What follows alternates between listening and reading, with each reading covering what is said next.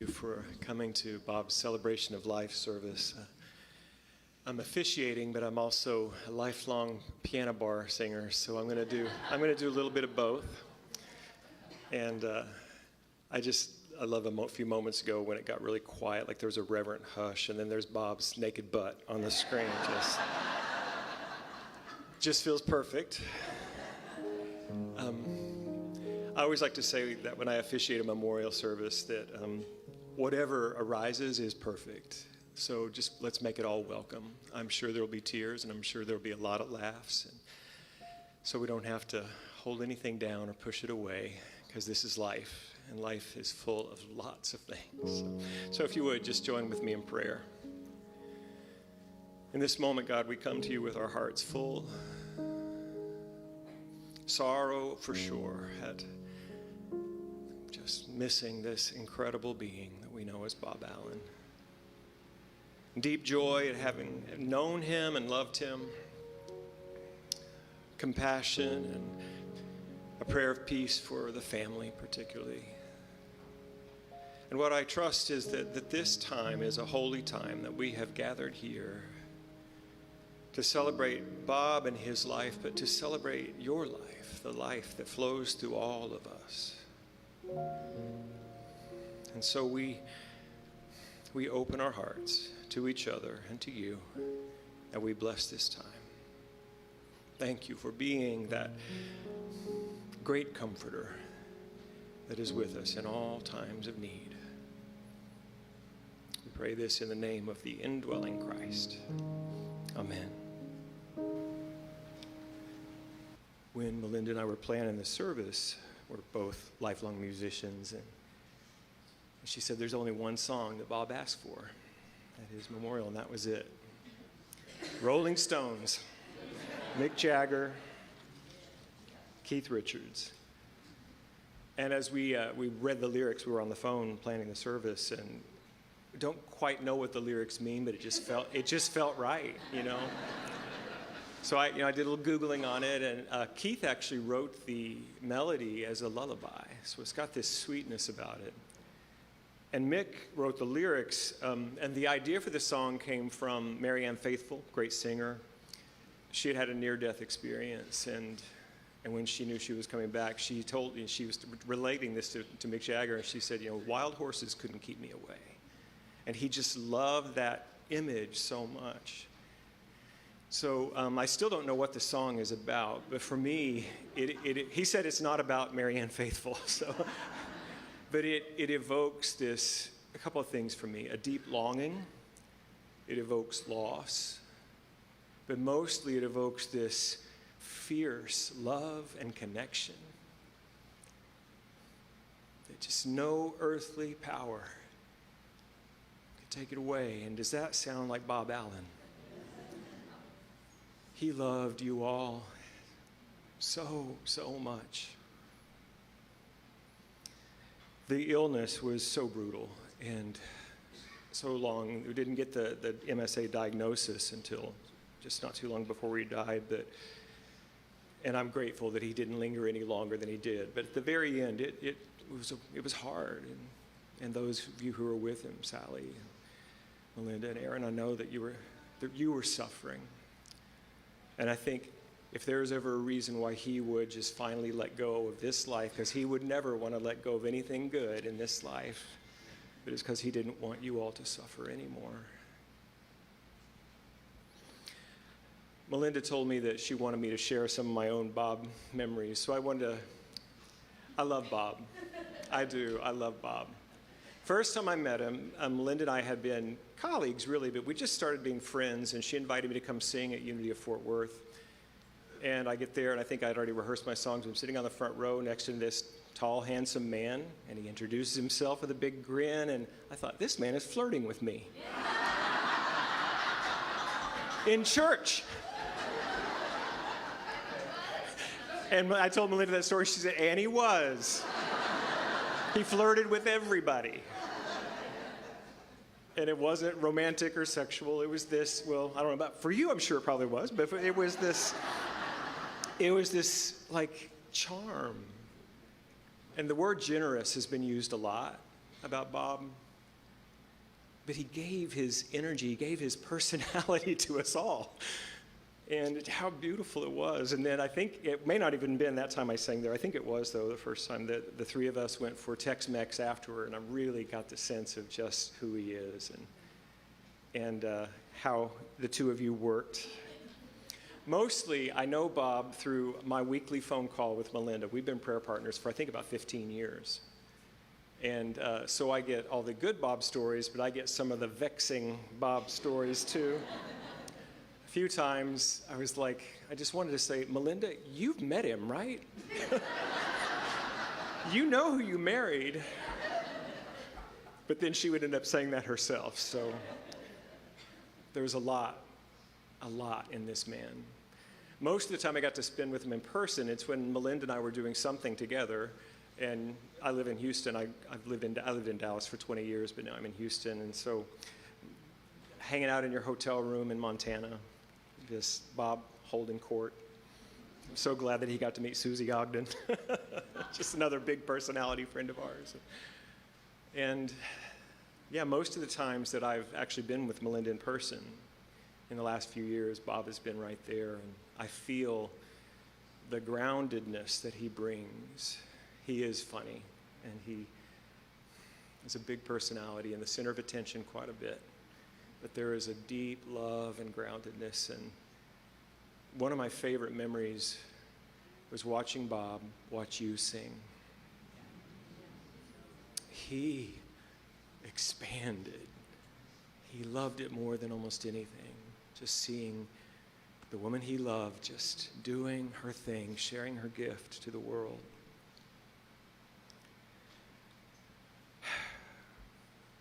Back to the Rolling Stones and that song, Wild Horses Couldn't Drag Me Away. There's a verse in the Christian scriptures, the book of Acts, chapter 8, 38 and 39. For I am persuaded that neither death nor life, nor angels, nor principalities, nor powers, nor things present, nor things to come, nor height, nor depth, nor any created thing shall be able to separate us from the love of God. And so this is part of my job today, is to remind us that, well, there's really three things, I think. One is we do grieve the loss, that Bob in the body is no longer here, and that is a big loss. I had a friend who was an executive director at a hospice in Lake Tahoe, and one year I was living out there, and she invited me to do music for a memorial they have for the staff and a few of the families. And she spoke, and she's Buddhist, and she said this thing that has always stayed with me. She said, we comfort each other by telling each other it's only the body that died. And she said, well, damn it, that's what I miss. The body that made me blueberry pancakes. And I know Bob was a pancake maker. The body who, sitting next to him at a football game, you could feel his thigh against yours. The hand you held, that is worthy of our grief and our tears. And so I've been a New Thought minister for 17 years now. And I've been in this teaching for 33 years. And I think sometimes we skip over that human part. And I have made it my mission to be a unity minister that makes space to honor and sanctify our human grief, our human loss. It's important. The second thing I'm here to do is, really this is your job, is to celebrate the life that we knew while he had that body. To think of all of those beautiful memories, and maybe some vexing ones, maybe. Perplexing ones, maybe. Yeah. I have never been in a memorial service where we got the person we're honoring mooning the camera before. That was new. Feels great. Feels just right. But the last thing that I'm here to do is to remind us of a deeper truth, of the spiritual reality. And that scripture that I read says, nothing can separate us from God. Nothing can separate us from the love of God. Death has not separated Bob from the love of God. And it won't for us either. In unity, we teach our name really is our theology. Everything is connected. Everything is a part of the infinite life of the divine. We are expressions of God's own love and creativity. That's who and what we are, and that will never change. We believe that the thing that makes us who we are is eternal. Acts 17:28 says, "For in him we live and move and have our being." This passage comes when Paul was spreading the gospel in Athens, Greece, and the locals had been showing him there on Mars Hill all of the altars to the different deities, and there was one that had no statue there representing a divine being, and he asked, "Who is this?" And they said, "Well, this is the God that is beyond names." And he said, "That's who I'm talking about." And that's the life in which we live and move and have our being. All that we are is always held in the heart of God. And God lives and moves and has its being in us. Each of us is a unique, irreplaceable, and unrepeatable expression of God's creativity and love. There's never going to be a Bob Allen like that. Rossiter W. Raymond says, "Life is eternal, love is immortal, and death is only a horizon. Life is eternal, and a horizon is nothing save the limit of our sight." And so we do mourn the death of Bob, but we also know that death is not an ending, but a portal. A passage has occurred. Einstein, in the general theory of relativity, we're going all over the place today, just, Bob's butt to Einstein to the Bible. But Einstein says energy cannot be created or destroyed, it only changes form. And I don't know what the soul is, and I don't know what happens after we leave here. All the religions have different versions. But I know something continues. Because energy cannot be created or destroyed, only changes forms. And the soul, the spirit, the spark, whatever we want to call it, that made Bob Bob, that twinkle in his ever-loving eyes, that has not been destroyed. It moves on with God into some new experience in some new form. And I think he's here. My dear friend, Reverend Karen Tudor, at the end of all of her memorial services, she always says, "Bob didn't go anywhere. Bob went everywhere." And so she has a little bit of this gift to kind of speak to souls who have crossed the veil, and I don't understand all that either, but I believe it. After my dad died, she gave me some beautiful, beautiful words, and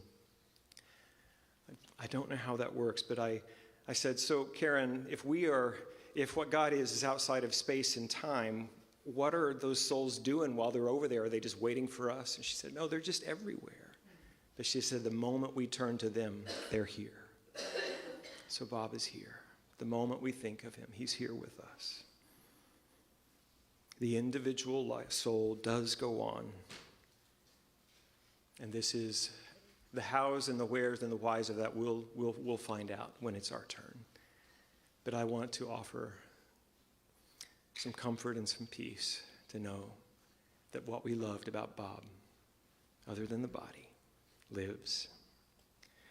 I'd like to read a condolence letter. There's another church that Unity of Farmers Branch is kind enough to rent this space to, and it's the Repairers of the Breach Christian Center, and they wrote a letter. Pastor Melinda Allen, Pastor Melinda and family, grace and peace be multiplied unto you from God our Father and the Lord Jesus Christ. It is with profound sympathy that we extend our deepest condolences to you and your family during this season of loss. We grieve with you, yet not as those without hope, for we know that to be absent from the body is to be present with the Lord. 2 Corinthians 5:8. We honor the life and memory of your beloved Bob Allen, praying that God's love surrounds and strengthens you. May you find comfort in knowing that his legacy endures through the many lives he touched. Pastor Melinda, you have been a radiant light, a heart of kindness and well of compassion for our Repairers of the Breach church family, and we count you dear to us. In this time of sorrow, we pray that the same love and strength you have poured into others will return to you in abundance.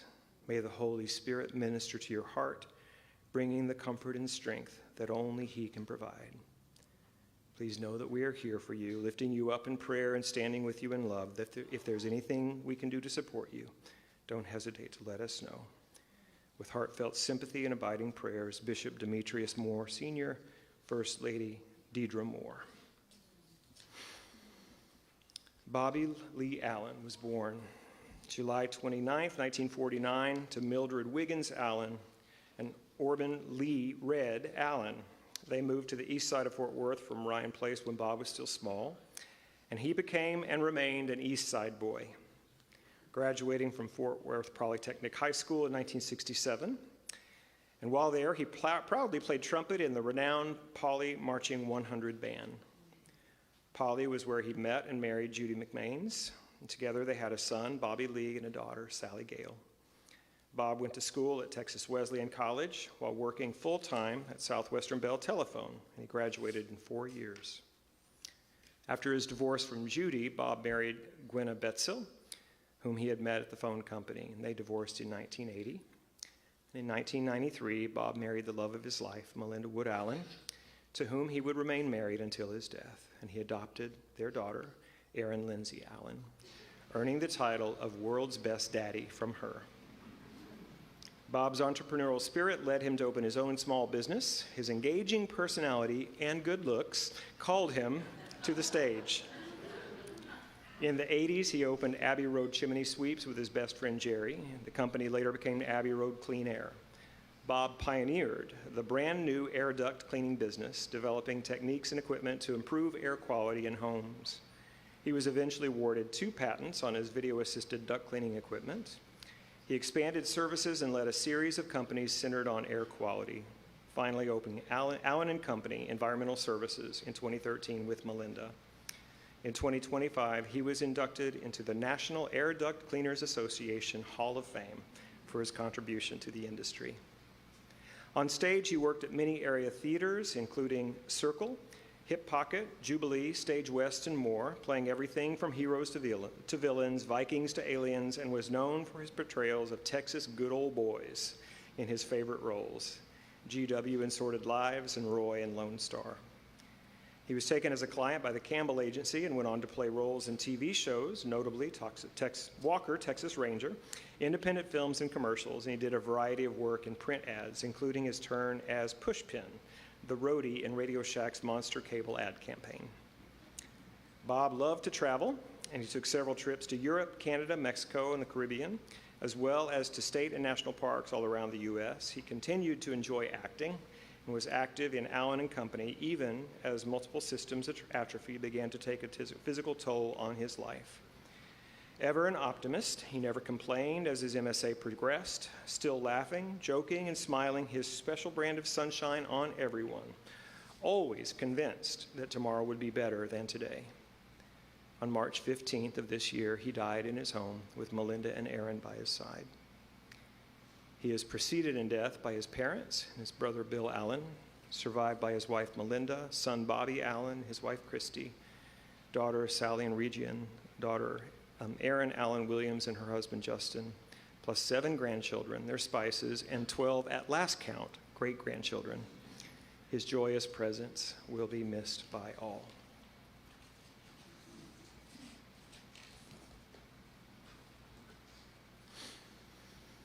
So we have several people who are going to be sharing some stories and memories of Bob, and I think Reverend Rick is going to be our first.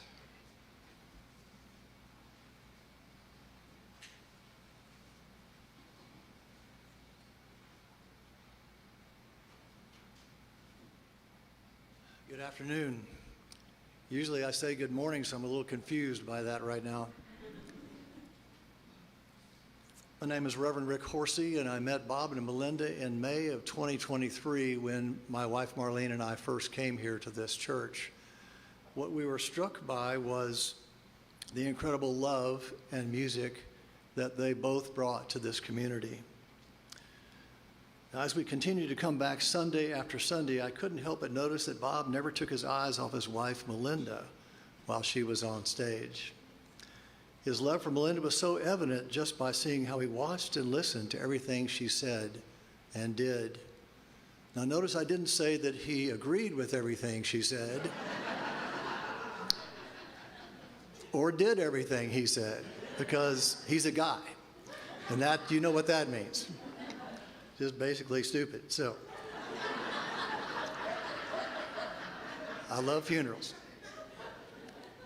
So even though I really did not know him then very well, his love for her was a beautiful thing to witness. As time passed, Marlene and I eventually met Bob and Melinda at their house in September of 2023, and then walked to a restaurant called Benito's, just a few blocks away. Apparently you all know that. If you've heard Bob's song, you heard it in Lights before. So when we were there together, and it was our first meeting, we did what all couples do. We spoke about how they met and how we met and where they grew up, and for the first time spoke about the possibility for the Church of One Love to become part of the Unity organization. Now, I remember being struck by Bob's immediate support for that idea. And it turned out that that support was unwavering on his part. And it was that support that helped that dream become reality that it is today. I also learned that Bob loved to go out to eat breakfast, as do I. And we vowed that day to meet again soon, to take up that ritual of having breakfast in the morning and talking like guys can talk. Now, it wasn't too long after that he and I did meet at the Buttermilk Cafe in Fort Worth, Texas. And our goal was to begin to learn more and more about each other. Over the next 30 months or so, we met many times to solve the world's problems. I don't think we're real successful about that, but we're working on it. But mostly to grow our friendship and enjoy our time together. It was clear that we were brothers from another mother. Our lives were so similar in so many different ways. It's unusual when you meet someone where you don't have to worry about being politically correct. You don't have to worry about what you say. You don't have to worry about anything. We were just connected. And it was a beautiful experience for both of us. So we talked about everything. Our childhoods, our earliest cars, his 1966 Ford Mustang, which he loved, I think, more than anything at that time in his life. And who wouldn't? I lusted after that myself. Our experiences in high school, where we grew up, and the incredible women we were blessed to be married to today. Both of us spoke about the fact that we had both married above our station. Hate to say that out loud. I remember that we spoke about Melinda. I remember that when he spoke about Melinda, it was always with love and a strange kind of fascination about why she would have picked him and how thankful he was that she did make that life choice. He told me of his work experience and that one of his early jobs was a chimney sweep. I've never even met a chimney sweep before. I don't really even know what they do. But I was totally amazed because I kept seeing him in Mary Poppins. You know, I kept seeing him as the male lead in Mary Poppins. He would have made a great chimney sweep. I don't know if he could dance, but we have to test him on that. When he was speaking to me about being a chimney sweep, and of course my memories are his memories, and whether his truth is true or not, I don't really care, but they're memories. So he was apparently met a client who asked him if he could do duct cleaning. That was his word to me. And he said, well, of course I can do duct cleaning. And he moved into that business right away based on that client's request. And it is true, like I said, as any good entrepreneur, he of course said yes. And he began to immediately imagine what this kind of business could be like, what kind of equipment would be needed. Bob was a pretty creative young man. So from the story anyway, they launched him into that career, and he and Melinda followed and do follow that to this day. Now, I saw Bob as one of those fearless kind of people who believed in himself and his abilities to do nearly anything. But he was also fearless, at least on the surface, in the face of the difficult health issues that he and they faced together in the last 5 years of his life.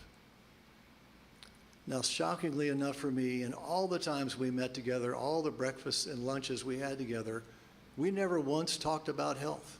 We never once talked about a single negative thing. All we were talking about was creating something new, something positive. And I love that about him. Now, just a few months ago, just right after Christmas, we had invited Bob and Melinda to travel to Santa Fe with us, Santa Fe, New Mexico, and stay for a week at our house out there in a small town or near a small town called Pecos, New Mexico. Bob was clearly struggling health-wise. I don't know if it was wise that he took the trip, but he did, and it was wonderful. So one day, when we asked Bob what he wanted to do that day, and we suggested, well, we can go down to the plaza in Santa Fe and walk around, and if we have to rest, we can stop, and whatever we need to do, we'll do. Or we can go to the casino. Bob was a big casino guy. And what does Bob say? He said, yes, I want to do it all.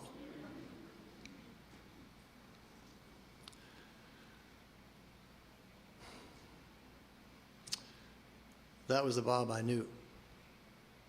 Let's do it all and live life to the fullest. That was the Bob I knew and grew to love. Bob apparently was raised in a situation where he never heard anyone tell him that they loved him. I too had had the same experience, just from a different mother.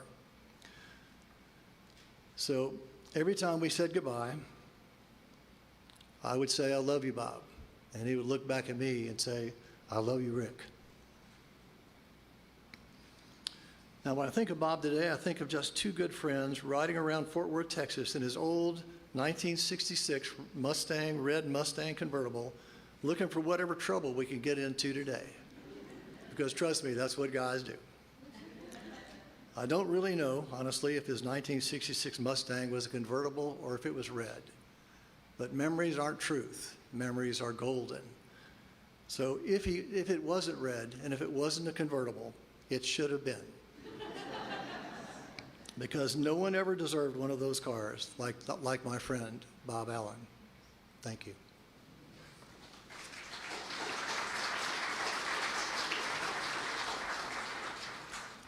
And I don't have to keep announcing names, so you can just come up as you print in the program. But David, you are next.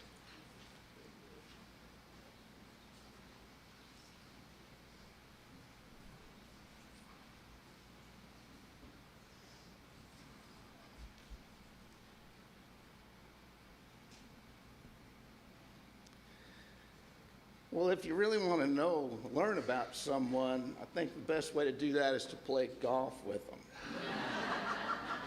You can learn a lot about someone by how they approach the game, you know. Sometimes you'll hear somebody cussing in Klingon 3 holes away, and that's generally a type A kind of person. He's all wound up tighter than a drum. Bob Allen was not one of those. In fact, if I were to characterize what he brought to the game of golf, I think I would be safe in saying that he just took us all right back to the 8th grade. To that time when the innocence of youth gives way to the exhaust of hormones. That time when boys learn to cuss and spit and pee outside and tell dirty jokes and punk their buddies. There it is, golf with Bob. With your indulgence, I'll share some of my favorite snapshots. The first time we ever played, we were warming up before the round on a driving range, and I was about 10 feet to his right.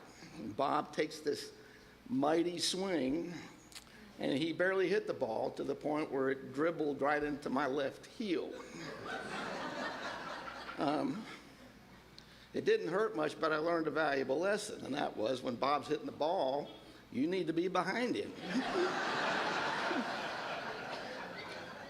And that worked for a little while. Because a couple of months after that, we were out there playing, and it was a kind of a chilly day, but it was warming up, so I'd put the windshield down on the cart so that we could see better.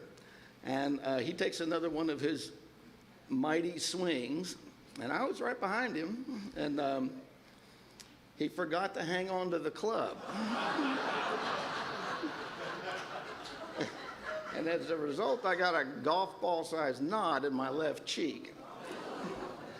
Now, when the shock of what he had done had worn off, typical to an 8th grader, he just started laughing.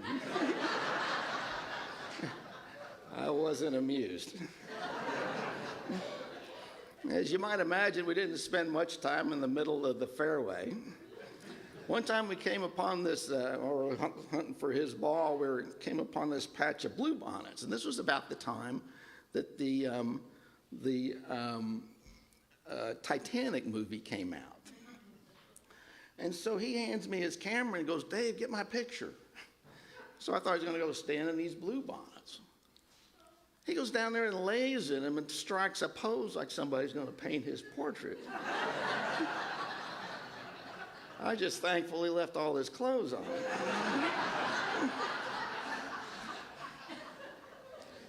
There was this one time when we had to hit over a creek to an elevated green.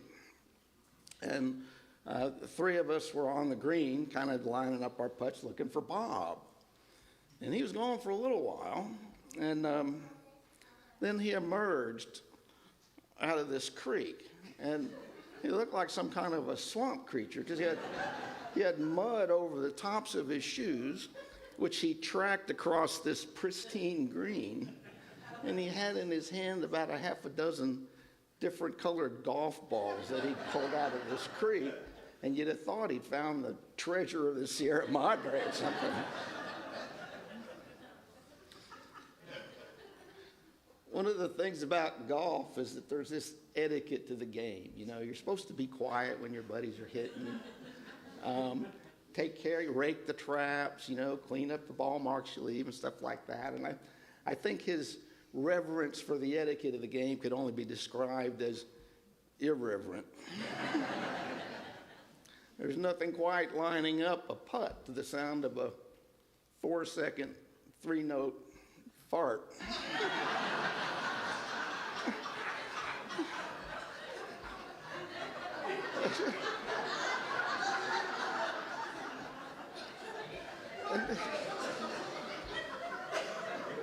I think the art of distraction was his forte. Because you'd be getting ready to hit the ball and he'd ask you these stupid questions. Questions like, "Did you hear about that guy they caught making love to a chicken?" I must confess I had to clean that one up a little bit. And I will never repeat what the rest of the 8th graders said in response. But I don't remember ever laughing that hard. And this stupid questions did not stay on the golf course. He'd bring them to choir practice. Melinda would be over there working with the sopranos right before a concert trying to get this part fixed. And Bob would interrupt and say, "Can the tenors wear costumes?" Or sometimes he'd ask if we could sing his favorite song, if anybody knows. It's Freebird. I think that child side of him served him well, though. He had this tank full of unbridled enthusiasm and creativity and possibility. And I think that's how he and Melinda built that company. It started out, as we heard, as a little duck cleaning business and turned into an environmental company that had a remediation company that complete with the hazmat suits and respirators and some patents. I think the other thing, you know, juvenile shenanigans aside, or maybe because of them, he was also able to avoid that cynicism that so often grips people our age. He never let that get a hold of him. He was too busy. He was busy building his company. He was busy loving Melinda. He was busy bouncing grandkids on his knees and scratching the bellies of every cat and dog that wandered into their lives. And there were a lot of them, because there was a lot of love in that house. He was too busy tending his garden and decorating his soul. And I am thoroughly inspired by that, and so grateful that I can call him my friend. Godspeed, Bob.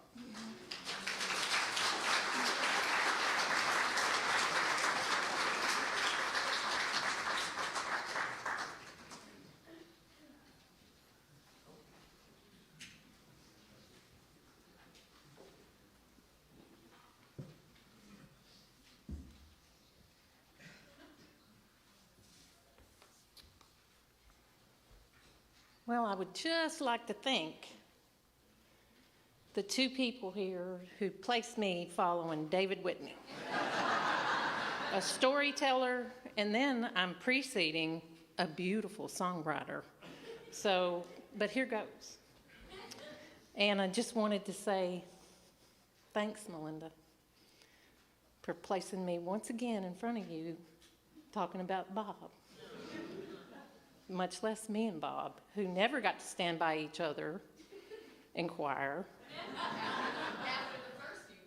After the first few times. So, but I digress.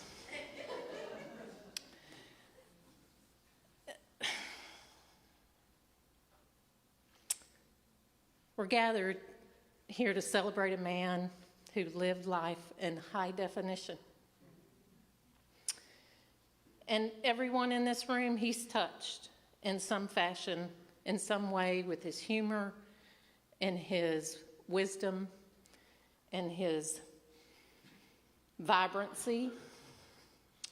Bob didn't just walk through the world, he orchestrated it, filling every space with prosperity, wit, and a positivity that was contagious. I know he exemplified that for me continuously when I was in his presence.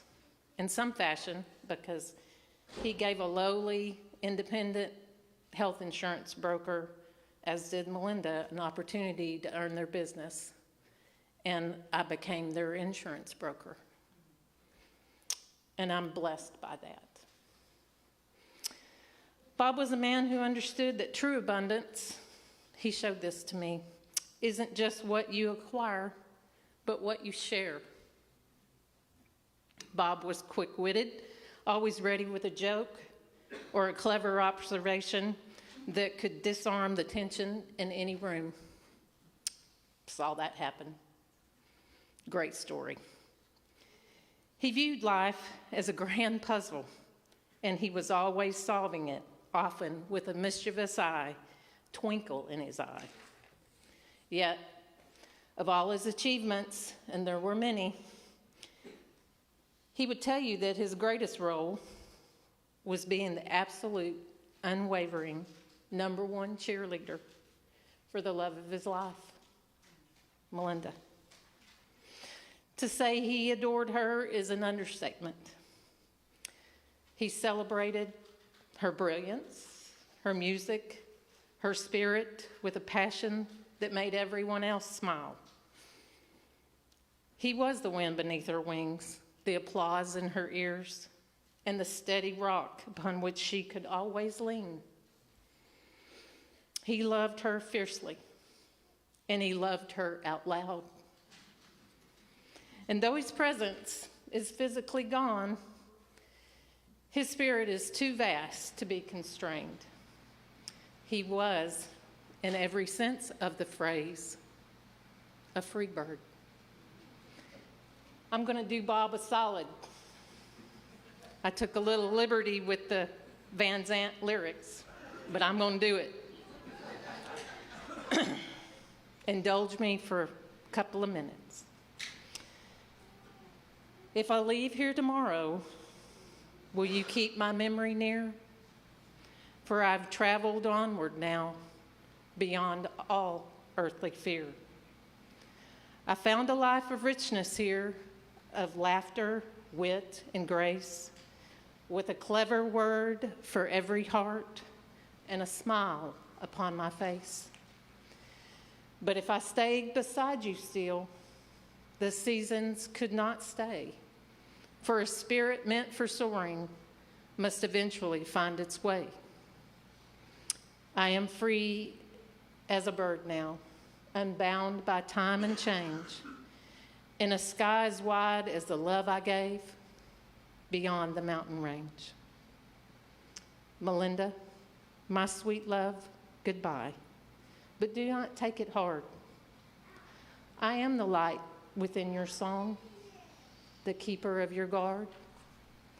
I was your greatest cheerleader, your rock, your steady hand, and though I fly on wings of gold, beside you I still stand. So let me fly high, a free bird now, with a spirit bold and bright, watching over all I loved from the borders of the light.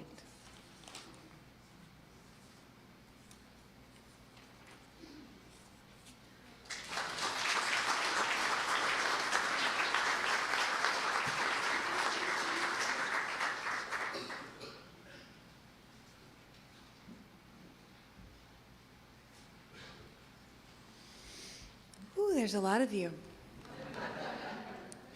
I'm Hillary Tips. I'm representing the Tips family.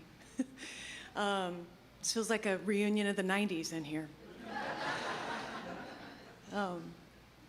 I've known Bob and Melinda and Erin for most of my life. Melinda was the music director at the church I grew up in when I was a teenager. And we didn't really know each other that well back then, but Erin and Katie, who was later to be my stepsister, which is a whole other story. Anyway, they used to hold on to my legs while I tried to walk around in the fellowship hall. And that's where I met them. Back then, they were like, oh yeah, it's Bob and Melinda, they're my parents' friends. And then in '92, we all did a play at Hip Pocket Theater together called Midsummer Night's Dream, and Melinda was Hippolyta. And Bob played one of the mechanicals, the bottom, the guy with the donkey head. And they all like danced around, and Melinda was amazing. They were just dating back then, but she was like larger than life with this costume that was like, which is so different than the Melinda at church. And I just remember the way Bob used to look at her, and what like the energy you could feel between them. And I remember thinking, God, I would really love to know love like that someday. And I got to be at their wedding, which was incredible. And I keep thinking as I'm looking at all of this about how when I met them, they were like my parents' friends, and I got to grow up and have my own relationship with their daughter, Erin, and the beautiful circular magical nature of this community and this world is not lost on me.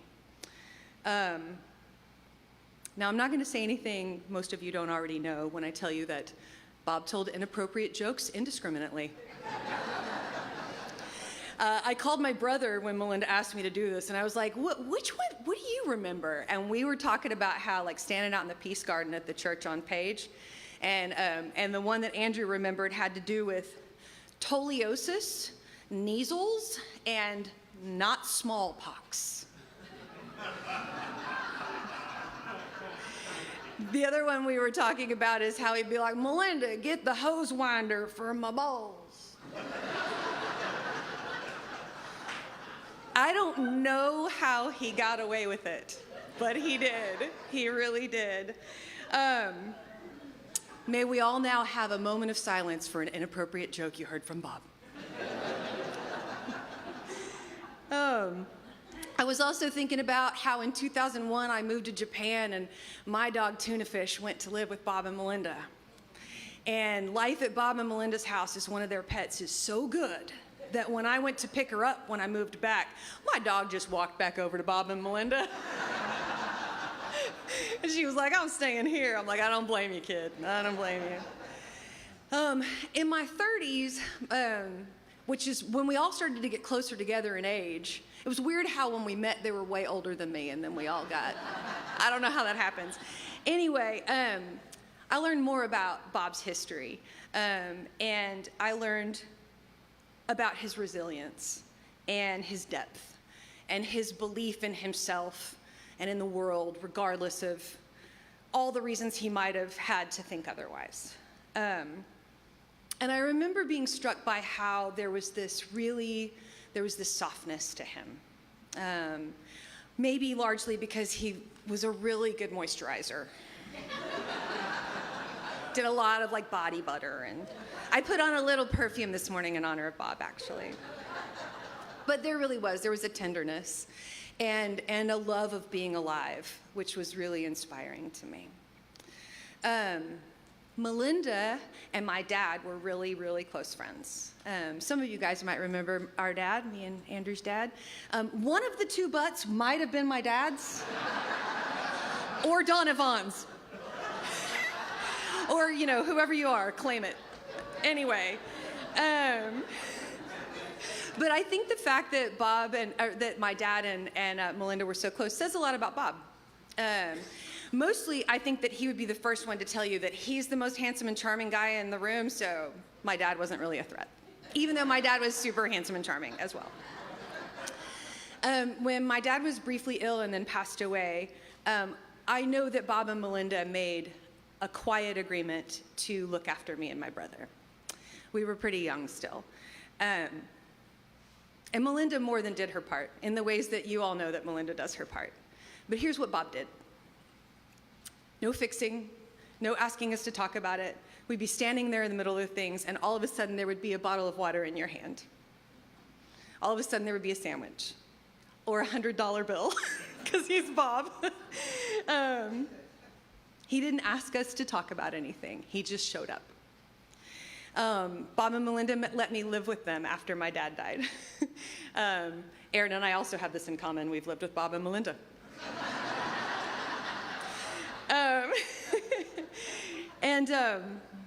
One morning it had snowed, and I was going back to work after my period of grief, and I couldn't figure out how. I didn't have any tools to get the ice off my windshield, and I woke Bob up at 5 o'clock in the morning, and no complaints, no questions asked.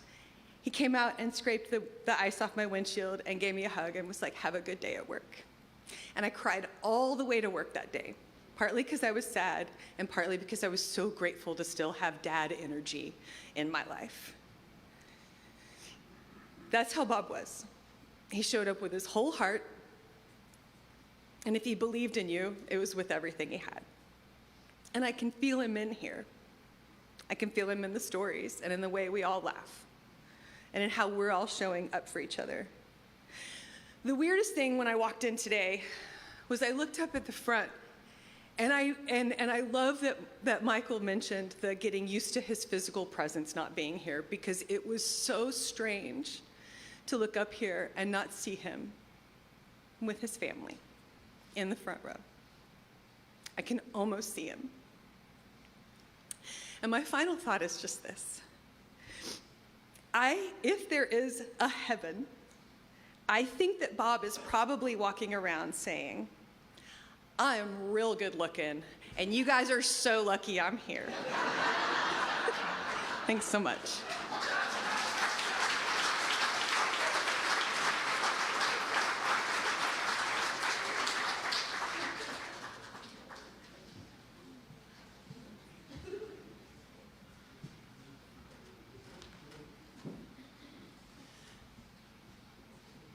Can we do this? Oh. Together? Wow, I just think Bob would love this so much. Telling stories about Bob.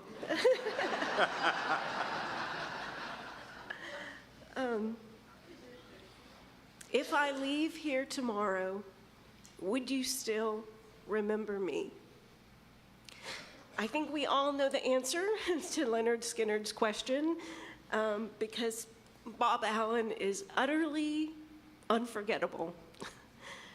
One time, Melinda and I were at a workshop at Unity of Fort Worth, and the idea was presented that in a lot of ways it's good to aspire to live your life like a dog. And in that workshop, Melinda and I realized Bob is a dog. Man's best friend. Everyone's best friend. Sweet, loyal, friendly, playful, adored his family, sometimes naughty, sometimes gassy. Like that one time. That one time. Like that one time down at the River House, and you and Melinda and Bob and I were there, and Bob was dropping bombs everywhere. So bad. And we were all just like, whoa, Bob, what are you doing? And he just kept dropping bombs. And finally, after a couple hours of this, his response to us was, y'all hurt my feelings.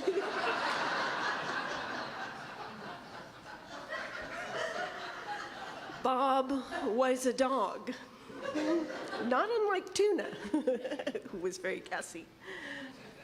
But living in the moment, open heart, huge heart, all heart. The book of John, chapter 15, verse 13, Jesus tells his disciples,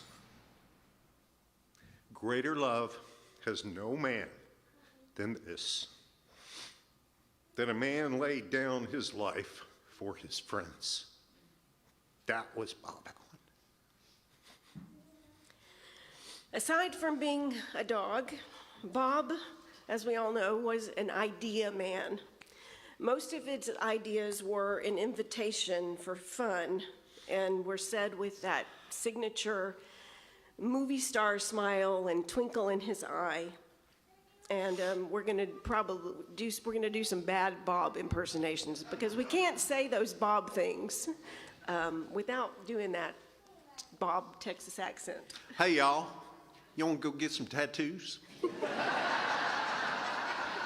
We should light our farts on fire. Y'all want to get in the hot tub? Hey, y'all want to go to Benito's? We should go to the River House. We should go to the beach. We should go to fill in the blank. We ought to prank call him. Some of y'all probably were on the receiving end of Bob's famous prank calls. Like that one time that I was an attorney working as an attorney in Yosemite National Park, and I got a call from an irate husband complaining that his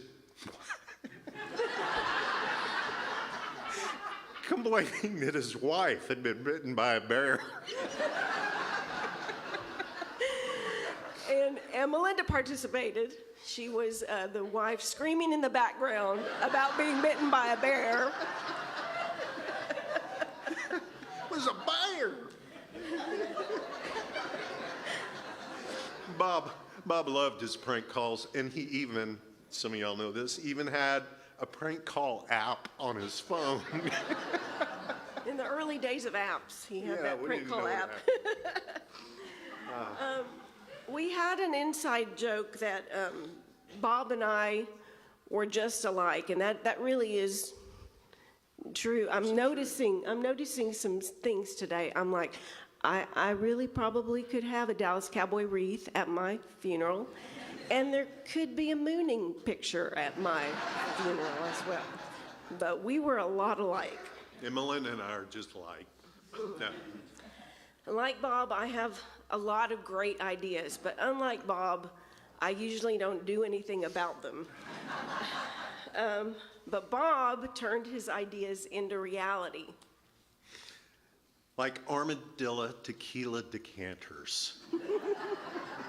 And there's a picture of him on the slideshow giving one to Dusty Hill of ZZ Top. Anyway, turning a chimney sweep company into a multifaceted, multi-million-dollar company. With some help from Melinda, of course. Bob did have a couple of memorable artistic ideas that didn't quite come to fruition, like Balls, the musical. That was Bob's answer to the vagina monologues. And his creative idea for a one-man show called The West Texas Talking Mime. I'm in a box, y'all. I'm pulling a rope, y'all.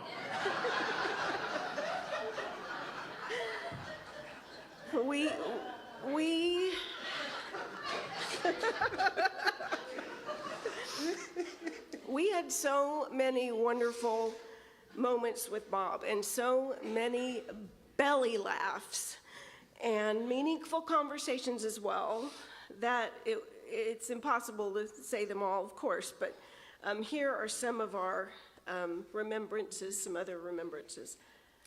Our shared love for powdered donuts. His infamous love for Dr. Pepper. Water sucks, y'all. Looking into his spoon and saying, damn, I'm good looking. Flirting with his favorite waiter, Jorge at Benito's. And his terrible attempts at Spanish. Asking everywhere he went, has my ex-wife been here? His love for his cats. All his cats, so many cats. His love for dogs. Carrying his dog Barkley around in a grocery bag, a plastic grocery bag. Our shared love of classical rock. Being so kind to everyone, but in particular what stands out to me is his kindness to Melinda's mother, even when she didn't know who he was, and his kindness to my mother, who didn't know who he was, but he made her laugh, of course. Watching Cowboy games and Ranger games. So many game nights, including one night right before things got really bad, and we laughed and cried from our laughter, and our bellies hurt so bad. We're so grateful for that night. How proud he was of his children, Sally, Bobby, Erin, and his grandchildren and his great-grandchildren. His love for Melinda, his devotion to Melinda. His adoration of Melinda. His exuberant promotion of Melinda. Melinda's so talented. Melinda's the best cook. Melinda has no I better not say that one. You know that Bob song? Melinda wrote that about me. That's my wife up there singing. Freebird. Always heckling her, calling for Freebird. Bob, we love you. We're so grateful for you and all the fun times we got to spend with you. We honor you. We will miss you so much. And of course, we will always remember you, unless we get dementia, and probably even then, still. And in the words of your favorite song request, Fly high, Freebird.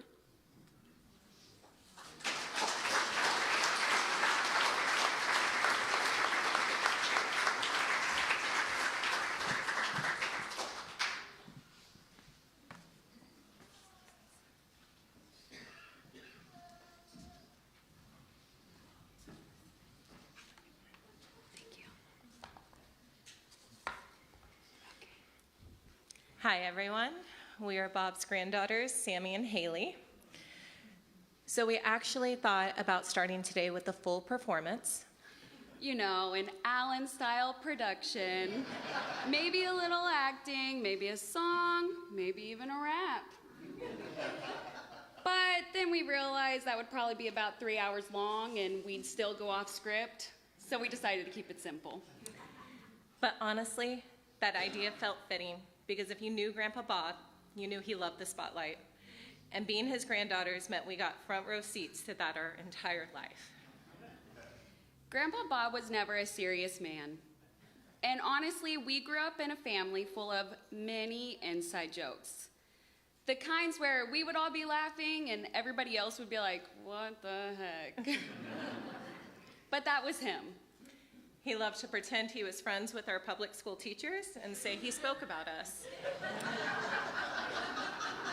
He made up family songs that were chart toppers. If you've ever heard the Allen song, which is not appropriate to sing right now, you would know. We were this close. He would rap whenever you asked him not to. And of course, he never missed an opportunity to introduce himself to our friends by saying, I bet Haley or Sammy never told you they had a good-looking grandpa.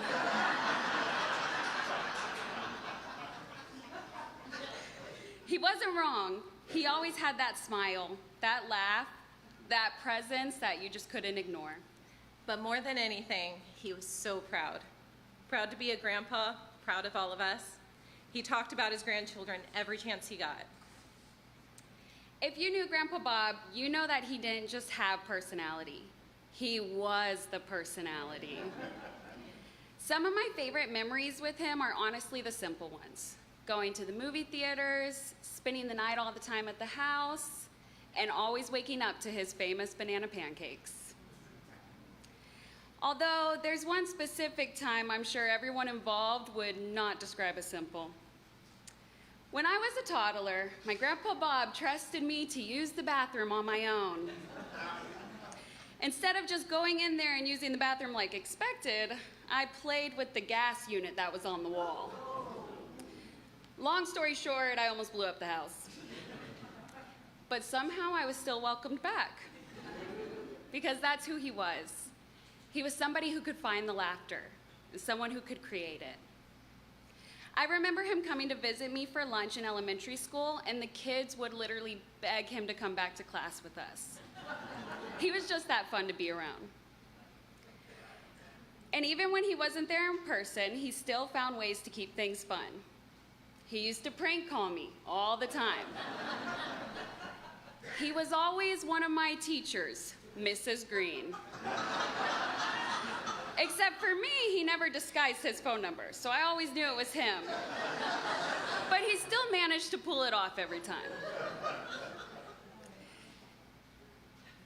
One thing about Grandpa Bob, he made sure we knew exactly who we were. He gave us confidence. A lot of confidence. Maybe a little too much confidence. He was always reminding us how good looking we were. How good looking all the Allens are. That confidence stuck. I remember one time in second grade, my teacher asked if the sentence, Bob is funny, was an opinion or a fact. I didn't even hesitate. I shot up my hand and I said, it's a fact, my Grandpa Bob is hilarious. I meant it then, and I still mean it now. And I was always so proud to be his granddaughter. I had this poster of him. It was a California Cooler ad where he was Dracula, and it was hanging in my first apartment. I thought that was the most sophisticated, artistic thing I owned. Really, it was just a good way for me to brag and be like, yeah, that's my grandpa. I think that's why I love that poster so much. It was just a small piece of who he was, but somehow it captured that larger-than-life presence he had. He made an impression everywhere he went. He made life more fun, more interesting, and more memorable. I feel so lucky that I got to grow up not just knowing him, but being his granddaughter. And somehow I'm about to follow up that story about the school lunch visit that was more embarrassing for me. When I think of Grandpa Bob, one of the first memories that come to my mind is from middle school. You know, that awkward stage where everything feels like a big deal. I had friends whose parents would drop off fast food for them at lunch, and naturally I wanted that too. So I asked my mom, and she said, we're working, but you should call Grandpa Bob. And I thought, perfect. He's the cool grandpa. Of course he'll do it. I was wrong. He showed up, no food in hand, just excited to eat the cafeteria lunch with me and my friends. I did not want him there for lunch. I was already mortified by walking in the lunch line, flirting with the cafeteria ladies, I'm sure. But it doesn't stop there. He sat with my friends at lunch and turned his hat around and said, "Did Sammy ever tell you her grandpa's a rapper?" And before I could even process what was happening, he starts rapping to the entire middle school lunch table. But about 15 years later, I ran into an old friend, and the first thing she said to me was, "How's your grandpa? Does he still live on Allen Avenue?" She remembered him, she remembered that moment, she even remembered the rap. And that's who he was, someone you don't forget. Someone who left an impression on every single person he met. He was a Leo, and if you knew him, you know that that's a very big deal. I would know I'm one too. We wore it proudly. I used to love telling my friends that my Grandpa Bob was famous. I'd make them watch his episodes of Walker, Texas Ranger and talk about his acting. He even played Shazam in a production once, and I had a t-shirt with his face on it in the full costume. About 7 years ago, I wore that same shirt when I met Zachary Levi, who plays Shazam in that movie. He looked at my shirt and said, "Cool shirt." At which I said, "Thanks, it's my grandpa." Which were the only words I could get out. Some of my friends refused to call him Grandpa Bob because he was way too young and way too cool for that. So instead, he became Uncle Bob. I'll miss so many of those moments. Charades with the Allen side versus the married into the Allens. Whereas Mindy says, we are our own worst teammates. And she's right every single time. Mexican train, where there was only one rule, the number one rule. I'm gonna say it, as everyone else knows, no farting. And somehow that rule only existed for him. He was fun, he was unforgettable, he was ours. And I'm so proud to be his granddaughter, to carry a little bit of him with me, his charm, his humor, and yes, maybe even his looks. But beyond all the jokes, all the stories, and all the laughter, what we hold on to most are the moments we were given with him. The lessons of age is just a number, and you can always be young at heart. And if you knew him in your own way, you probably have your own version of that too. Your own stories, your own moments that made you laugh, or caught off guard, or stayed with you over the years. That's what makes them so meaningful. Because while no one person can fully capture a life, together all of our memories start to paint that picture. And ours is full of personality, laughter, and moments that will carry with us forever. We'll miss him in those small moments every day ways, the jokes, the energy, the unexpected things only he would do. But we're so grateful for the time that we had and the role that he played in our lives. We love you, Grandpa Bob. Thank you.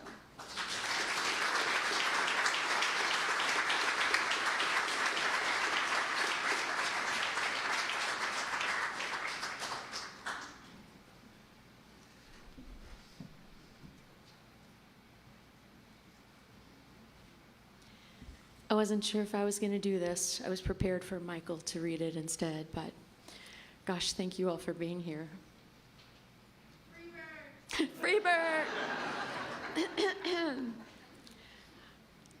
Bob Allen was so many things. He was handsome, he was kind, he was funny, he was fun-loving, he was handsome. He was a jokester, a hard worker, an innovator, an entrepreneur, a lover of all dogs, cats, and children, a flirt with everyone he came across, a friend to many, a smiling presence in everyone's life. And did I mention good looking? He shone.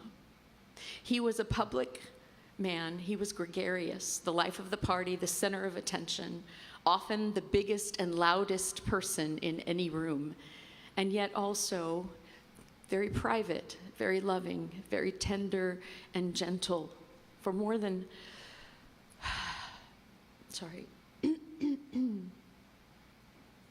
very tender and gentle. He was all these things and more, but after being with this man for more than 35 years, I believe his defining quality was his overwhelming generosity of spirit. You knew his generosity if you ever tried to pay for your own dinner when you were out with him, or were the recipient of many of his spur of the moment just because he thought of you gifts. He liked things, and he liked you to have things. He was a dedicated tither to his spiritual community and a liberal donator to street performers, artists, service people, charities, nonprofits of all types. This is true, but his generosity with his money and goods, with things, was only an outer manifestation of his true, open-hearted, loving generosity of spirit. He was truly unselfish in his praise and delight for others. He reveled in his successes in life, but more, he reveled in your successes too, and would do anything in his power to help you along your way. He loved attention, but he never begrudged anyone else their time in the spotlight.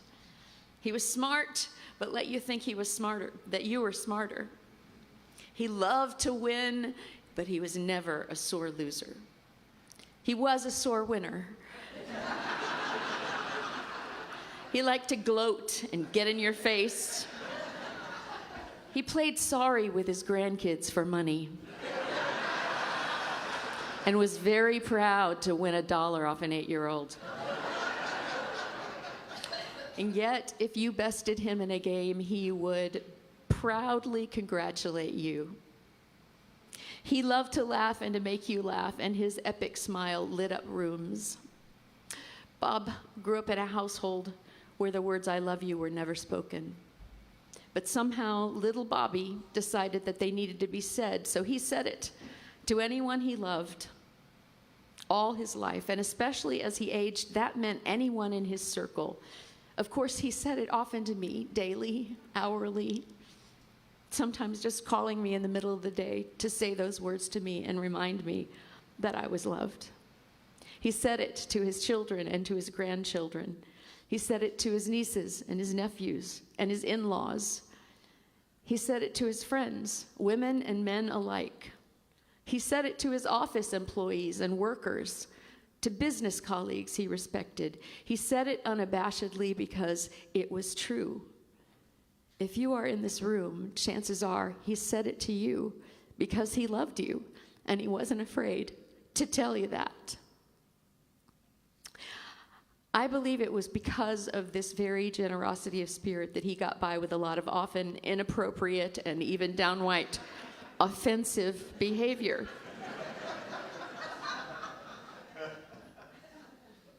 He could get by with saying things that you or I would be frowned upon or censured or possibly even jailed for. He would cuss in church, talk about unmentionable body parts in front of dignified old ladies, waxing poetic about cracking pecans with his butt cheeks. He would tell jokes that would make a sailor blush, usually telling them wrong. But you laughed anyway because he was so delighted with himself and how funny he thought he was. He pulled pranks that were objectively not funny, like putting a firecracker under my chair or throwing a big pair of brown socks at me in the dark and yelling, "Rat!" Rolling up a fake spider in the toilet paper roll so that it would jump out at house guests when they went to the bathroom. Obnoxious by any standard, and yet you found yourself laughing anyway, against your will. You just couldn't help smiling at how deliciously funny he found himself. He was just tickled to be Bob, like a child discovering humor for the first time, but over and over and over again, and almost up until the day he died. Laughter. I think he did all this in a way that was somehow acceptable because people could sense that though there was much mischief in him, a lot of mischief, There was no meanness in that man. As crude and nasty as he could be, there was also this genuine, wide-eyed, open-hearted innocence in him, and you could sense that. You could see it. I think his cousin Candy said it best. She said, these are his gifts to the world, to make you laugh and to tell you he loved you. And that's what he did every day for his whole life. Bob was a lover of people. He loved all of you. And a lover of life. He loved living. I am sad and will be forever bereft by this loss.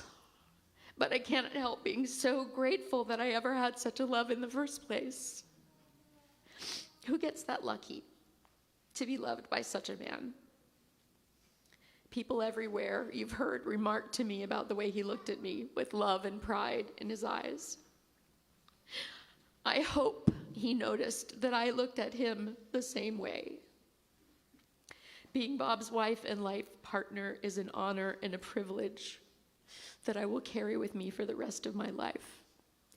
I will miss him every day, and I will love him until I die. Thank you all for loving him and for being a part of his big, big life.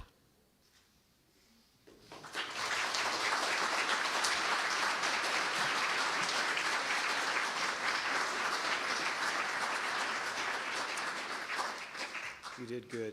You all did good. I think we have a video that Jordan put together. We weren't going to ask Melinda to sing today, but I think we have one of her songs. So if we could maybe lower the lights a little bit so we could see that, that'd be great.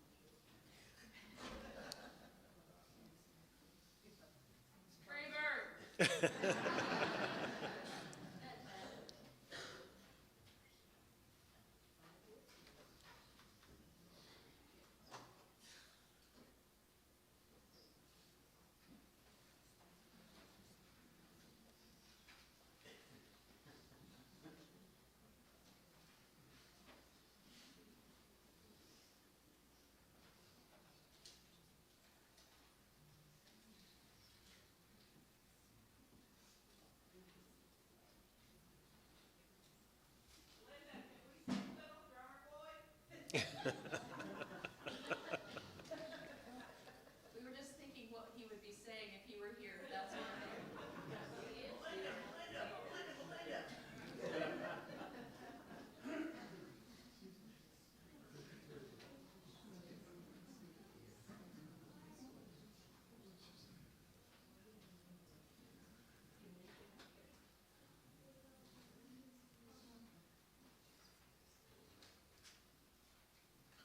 Must be a Bob prank. Maybe.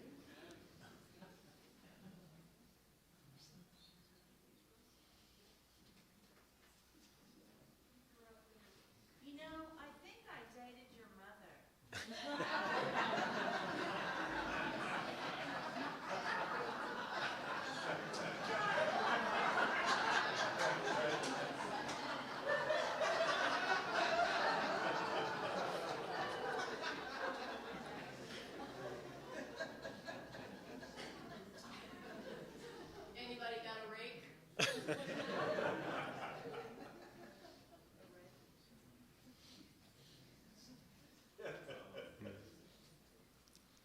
Are we getting close, do we think? Okay. Maybe we can send the link, put the link somewhere on the church's website so we can watch it. Yeah, okay. All right, we'll all get to see it a little bit later. Melinda has asked I read this poem from Judah Halevi, or Emmanuel of Rome, from the 12th century, for those who have died. "'Tis a fearful thing to love what death can touch, to love, to hope, to dream, and to lose. A thing for fools, this love, but a holy thing to love what death can touch. For your life has lived in me, your laugh once lifted me, your word was a gift to me. To remember this brings painful joy. 'Tis a human thing, love, a holy thing to love what death can touch." So it's been just so fitting. This will probably be the most memorable memorial service I've ever been to, as it should be for our Bob. I always like to close, and I just stole this from my mentor and teacher, Reverend Dr. Petra Weldis at CSL Dallas. It's based on a 19th century poem, a metaphor that when a soul passes beyond our sight, it's like a ship that is beyond our ability to see, but it doesn't mean it's gone. And so this is a guided meditation. If you're not familiar with that spiritual practice, I'm going to sing us into a space and then just invite you to close your eyes and just allow your imagination to create pictures as I give you the words. And then that we'll close from there. I do want to say, though, I'm a preacher now. I get paid by the word.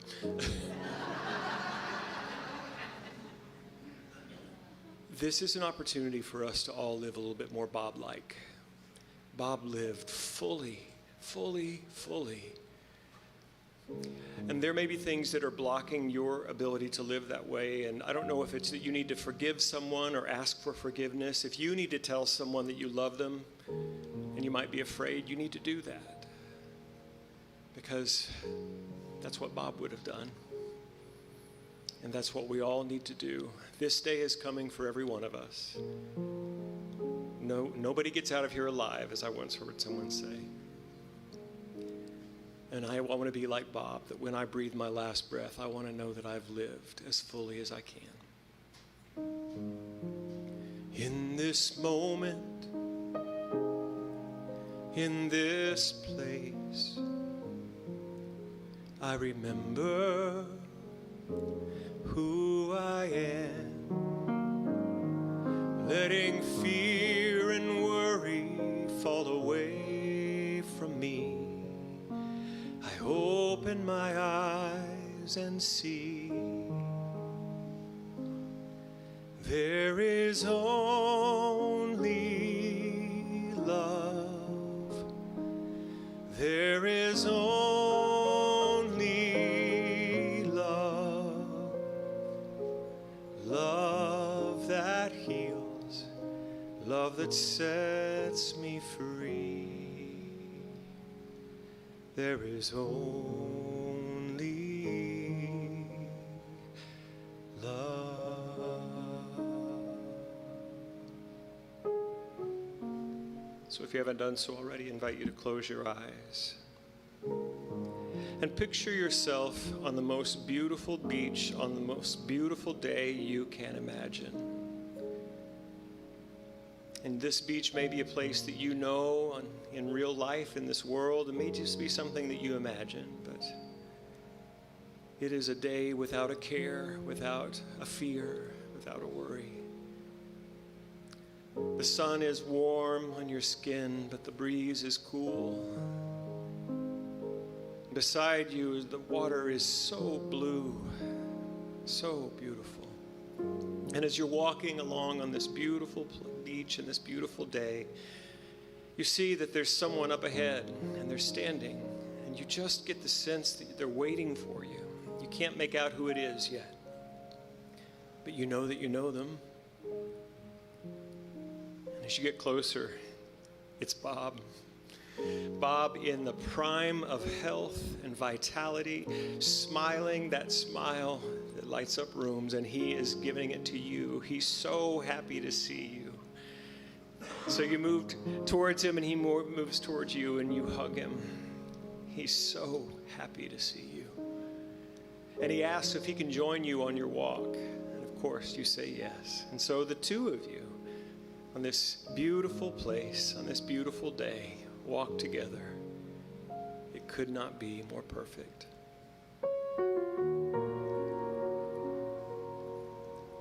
You may not have gotten a chance to say goodbye to Bob before he left this earth and his body. So in this little meditation, I invite you now just to tell him any words that you want him to know right now as you walk with him along the beach.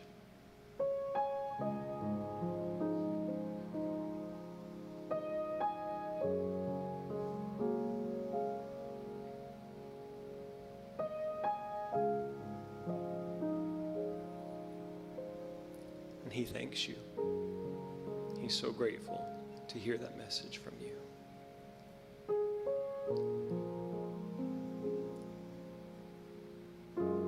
Now, Bob may not have been able to tell you what he really wanted you to hear before he died. And I don't know how this works, if maybe our mind just makes it up, or if in some way we can understand that we can actually connect with his soul, his spirit. But I just invite you in this meditation to ask Bob if he has a message for you now. And just listen and see what comes.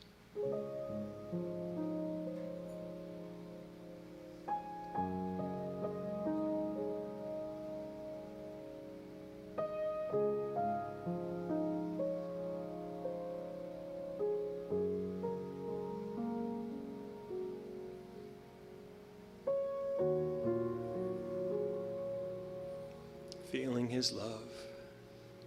Thank him for those words.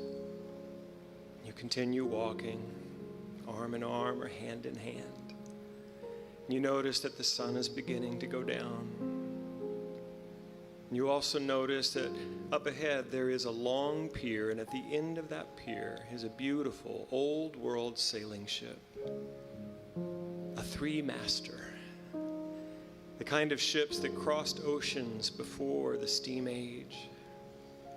And you realize that's where you're walking Bob to, that he is ready to take a trip, that we can't go with him.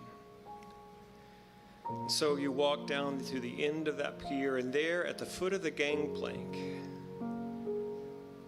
another hug, any last thing that wants to be said.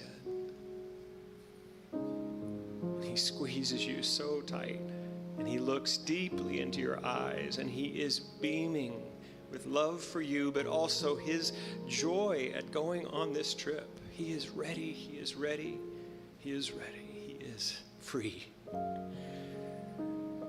So you say goodbye, and he runs up that gangplank, and the anchor is weighed, the gangplank is drawn, and this beautiful old ship begins to sail out of harbor as the sun is setting. And there is Bob, just beaming, smiling on the deck there, and just waving at you over the rail. He loves you so much. And this beautiful ship begins to sail away, and you can't make out his smile, but you know he's there, and you can still see him waving.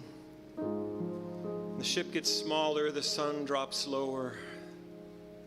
And before the sun sets, you can only make out the ship itself as a dot on the horizon, but you know he's there, and he is happy, and he's free, and he is loving you.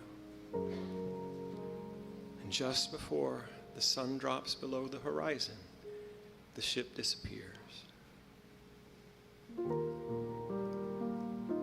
On another dock in another port, people are gathered who've already made this journey that Bob is on, and they're ready to welcome him home. And they are waiting, and someone says, "There's the ship. Here he comes." And as it sails closer, there is Bob on the deck of that ship, smiling and waving. As Bob left this place, surrounded by love, he is welcomed in the next by love. There is only love. There is only love. Love that heals, love that sets us free. There is only love. And so we are grateful to have known and loved the one and only Bob Allen. We're grateful for this time that we have gathered to share memories and to celebrate the joy of having known him. Again, we bring our great love for the family, seeing them held by love in this time. And we are grateful to be a part of this infinite love that is of God. And so it is. Amen.